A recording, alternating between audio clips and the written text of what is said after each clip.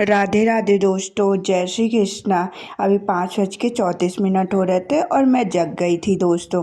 Good morning, welcome to my YouTube channel. दोस्तों, आप लोग कैसे हो? आई होप आप लोग बहुत अच्छे होंगे और आपकी पढ़ाई भी बहुत अच्छी चल रही होगी दोस्तों।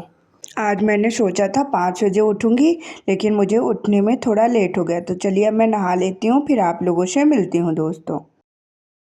मैं नहाकर आ गई हूँ दोस्तों। चलिए छत पर पूजा करने चलते हैं। आज मुझे जुकाम है, हल्की हल्की फीवर भी है। तो आप लोग थोड़ी मेरी वॉइस को इग्नोर करिएगा, क्योंकि मतलब जुकाम में तो आप लोग समझ सकते हैं कि कैसी वॉइस आती है। तो मैं छत पर आ गई थी पूजा करने। मैंने फूल वगैरह तोड़ लिया। इस टाइम पे थोड़ा लेट हो जाता है ना, और गर्मी का मौसम भी आ गया है, तो इस टाइम पे फूल भी खिल जाते हैं। तो मैंने छत पर पूजा वगैरह किया और फिर नीचे आ गई थी अपने लड्डू का स्नान कराने के लिए। तो अभी मैं अपने लड्डू को, प्यारे लल्ली को स्नान ध्यान कराऊंगी। इस टाइम पे तो मैं इनको ठंडे पानी से ही स्नान करा देती हूँ, फिर उनको तैयार करूँगी और आप लोगों को दर्शन कराऊँगी दोस्तों। मेरे लड्डू जी तैयार हो चुके हैं, आप लोग दर्शन कर लीजिए। मेरी पूजा पाठ हो गई थी, तो मैंने गुनगुना पानी पिया, साथ ही साथ चाय पी और तैयार होने लगी थी दोस्तों। क्योंकि लेट हो गया था, तो इस टाइम पे मैं सुबह घर पर पढ़ाई नहीं कर पाती हूँ। मैं सुबह उठने की जल्दी कोशिश करती हूँ, पर पता नहीं क्या हो जाता है, नींद ही नहीं खुलती है दोस्तों। कल से कोशिश करूँगी थोड़ा और जल्दी मैं उठूँ, जैसे मुझे घर में पढ़ाई करने का टाइम मिले। अभी मैं तैयार हो गई हूँ, चलिए चलते हैं लाइब्रेरी। आज मेरी मम्मा को भी स्कूल जाना था, तो मैं मम्मा साथ में ही जा रहे थे। वहाँ तक मैं लाइब्रेरी गई और मम्मा चली गई ऑटो से बस स्टैंड। तो मैं लाइब्रेरी पहुँच गई हूँ दोस्तों। आज मेरे एनटीपीसी प्रिपरेशन का 49 डेज है। इस टाइम पे वैसे मैं सबसे ज़्यादा फोकस आरपीएफ कांस्टेबल के लिए कर रही हूँ। हो गया, सिलेबस तो सेम ही है एनटीपीसी का भी और आरपीएफ कांस्टेबल का। बस उसमें डिफरेंस ये है कि थोड़ा उसका एनटीपीसी का लेवल अप रहेगा और कांस्टेबल का लेवल मीडियम लेवल में एग्ज़ाम होगा। मैंने सबसे पहले जीके से स्टार्ट किया। जीके में मैंने स्टैटिक जीके का रिवीजन किया। इस टाइम पे तो मैं सबसे पहले जाती हूँ और जीके ही पढ़ना स्टार्ट कर देती हूँ। जीके पढ़ते पढ़ते टाइम का पता ही नहीं चलता है। कोई भी सब्जेक्ट हो, यदि पढ़ने में मन लग जाता है तो टाइम का पता ही नहीं चलता है दोस्तों। तो चलिए अभी मैं आप लोगों से स्टैटिक जीके के कुछ इंपॉर्टेंट क्वेश्चन पूछूंगी। मैंने रिवीजन किया, उसमें से कुछ मुझे इंपॉर्टेंट क्वेश्चन लगे। आप लोग भी उनके आंसर कमेंट बॉक्स में बताइएगा दोस्तों। डूरंड कप किससे संबंधित है? क्रिकेट का जन्मदाता कौन सा देश है? रग्बी में कितने खिलाड़ी होते हैं? उसके बाद मैं पॉलिटी पढ़ने लगी थी। पॉलिटी में मैंने भाग 19 तक कंप्लीट कर लिया है। भाग 20 संविधान संशोधन कल मैं कंप्लीट करूँगी। उसके बाद मेरा पॉलिटी वाला पूरा सब्जेक्ट कंप्लीट हो जाएगा मेरी तरफ से।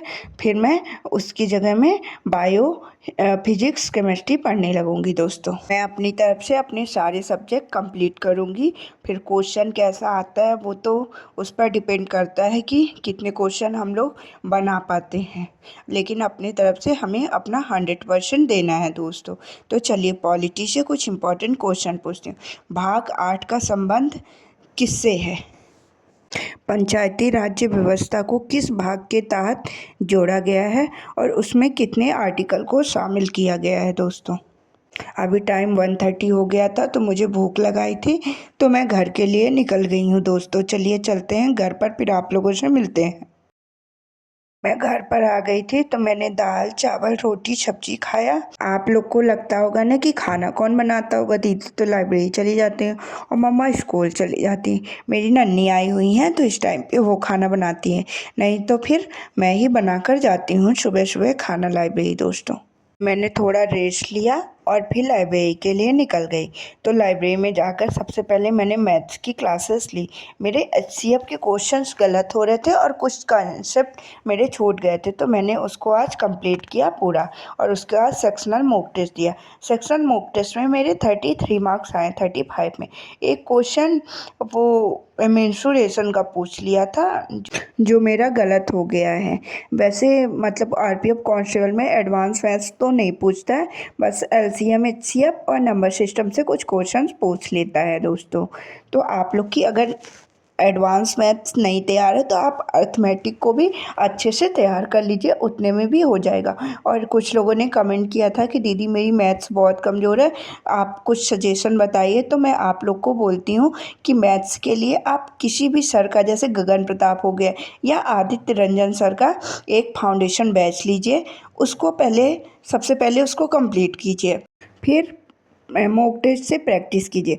और जिन टॉपिक के क्वेश्चन आपको भूल रहे हैं या फिर वो कॉन्सेप्ट आपसे भूल रहा है तो उन टॉपिक मतलब उन चैप्टर को आप दोबारा से पढ़िए, एक बार पढ़िए, 2 बार पढ़िए, 3 बार, कभी ना कोई तो समझ में आएगा ही दोस्तों। इसलिए अपनी मेहनत को बरकरार रखिए, आपसे भी मैथ अच्छे से बनने लगेगी।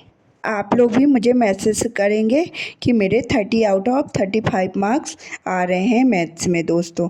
इसलिए अपनी मेहनत को अच्छे से बरकरार रखिए, खूब प्रैक्टिस कीजिए। कहते हैं ना, करत करत अभ्यास के जड़मत होत सुजान, रसरी आबत जात है सिल पर परत निशान। उसके बाद मैंने रीजनिंग का, इस टाइम पे मैं प्रैक्टिस सेट सॉल्व करती हूँ, इसमें मिक्सअप क्वेश्चन रहते हैं ना, इसीलिए मैं सॉल्व करती हूँ। तो मैंने रीजनिंग का प्रैक्टिस सेट सॉल्व किया, फिर रीजनिंग का मैंने सेक्शनल मॉक टेस्ट दिया।